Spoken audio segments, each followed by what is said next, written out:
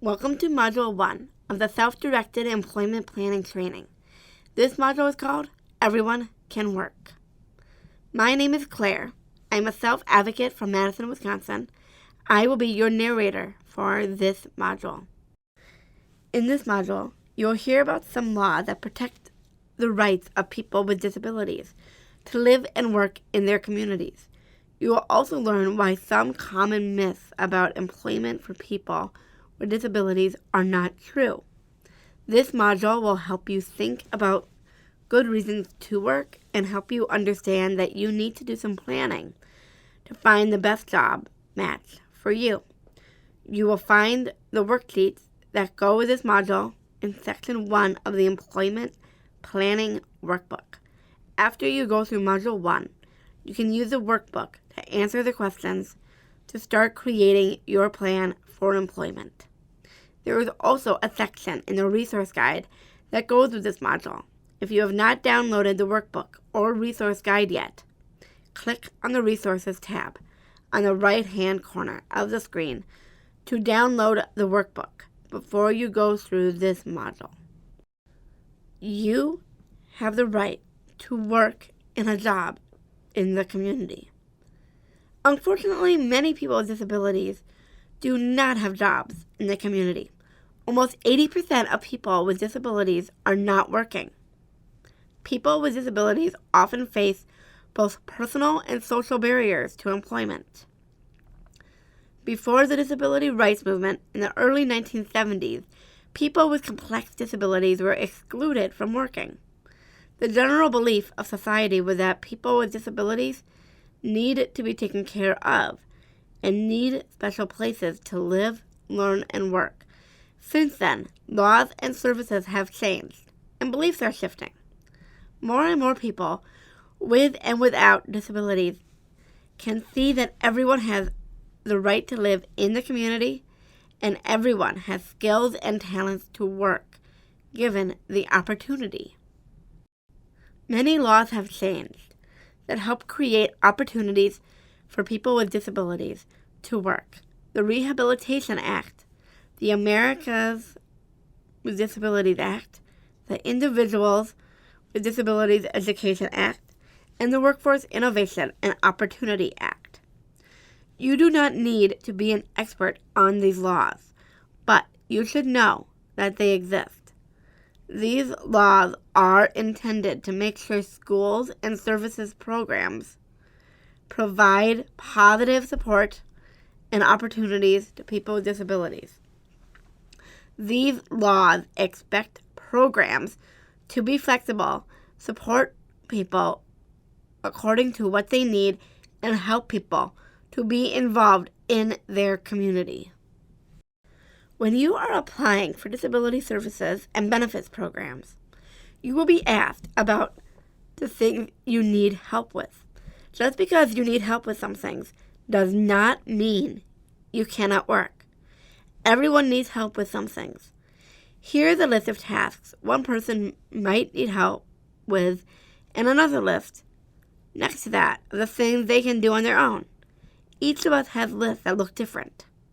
Think about some of the things that you need help with and other things you can do without help. Just remember, planning for employment involves thinking about the things you can do. There are lots of different jobs in the world for lots of different people. Not everyone works full-time, and not everyone goes to an office every day. Some people use a computer at work, and other people use tools. Some people have jobs answering phones, and others make things at work.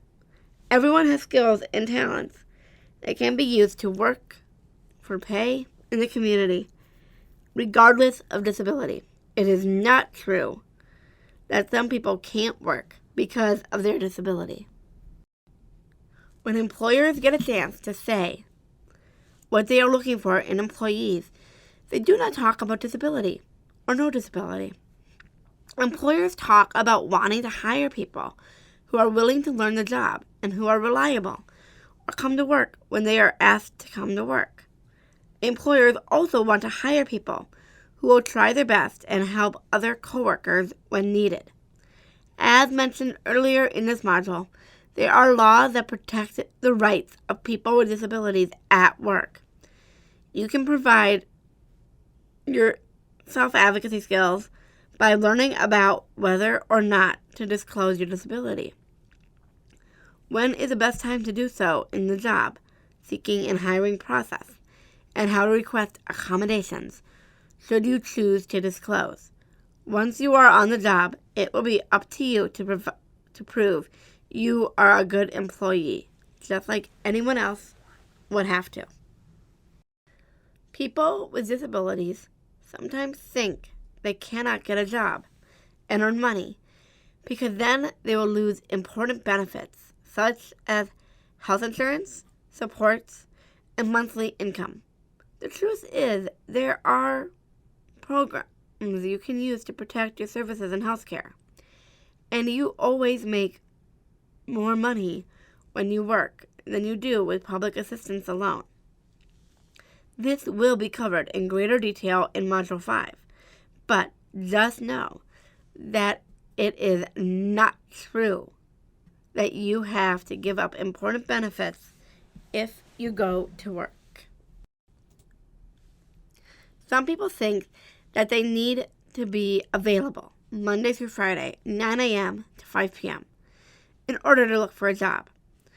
Like you heard earlier in this module, the truth is that with the many different types of jobs in the world comes many different schedules. Some employers need people to work just mornings or just afternoons. There are jobs that take place only in the evenings or only on weekends. Lots of places have peak hours when they need extra people to work. Examples are a restaurant or a store at the mall. If you figure out what type of schedule will work for you, then you can apply for jobs that need people during those hours, and you can let employers know when you are available. Remember, you might have to be a little flexible for that perfect job. If you are a person who cannot drive because of your disability, or you do not have a car, then you will need to figure out how to get to and from work once you get a job. There are a few different options. If the city or town where you live has public transportation, then that might be an option for you. You could find someone to help you learn the best ways to get from your house to your workplace and home again. There are services that teach people to get around on the bus. If there is no public transportation where you live, you still have a number of options. You can talk with family members and friends about giving you rides. Maybe someone you know has a job near the place you want to work. Another option is to talk with your employer and coworkers. Sometimes people live and work near you and would be happy to give you rides back and forth in exchange for a little gas money. Some communities also have rideshare programs. They are designed to help people who need and want to share transportation find each other. You can also check with your counselor through the Division of Vocational Rehabilitation, Managed Care Organization, IRIS, or county to see if funding can be made available to help you pay for taxi cab trips to and from work. Uber or Lyft can also be an option for you. There are options. Don't let lack of a driver's license or a car hold you back from looking for work. Some people think that they need to be job ready, but you can practice lots of different types of tasks, and they might be completely different from what an employer wants to hire you to do. The most important thing you need at this point in time is that you want to go to work. If you do want to get a job and go to work, then that is what you should do. If you are willing to learn and try your best, then you are ready to look for work. If you haven't worked before or have had limited experience with work, you might find it difficult to answer questions like, what do you want to do for a job? Or what work skills do you have? If you cannot answer these questions, someone might try to decide for you. If this happens, you might find yourself in a job that is not a good match for you. One place to start is to make a list of the things you do at home, at school, and in other places you go. You can ask other people in your life, like your family, your friends, and teachers or support staff, to observe you in these places and give you input about what you do best, and add to your list of the things you do. You want to find a job, and you can. Don't get discouraged if it takes a little while to find the right job match. If you complete the rest of this training and answer the questions in the workbook, this will help you and the people supporting you to have a better idea of the type of job you want and the kind of schedule that you think will work well for you. In Module 6, you will learn about the steps to finding a job and the people who can help you throughout your job search. It will be important to keep believing in yourself and have help from people you trust. Congratulations! You have completed the first module of the Self-Directed Employment Planning series.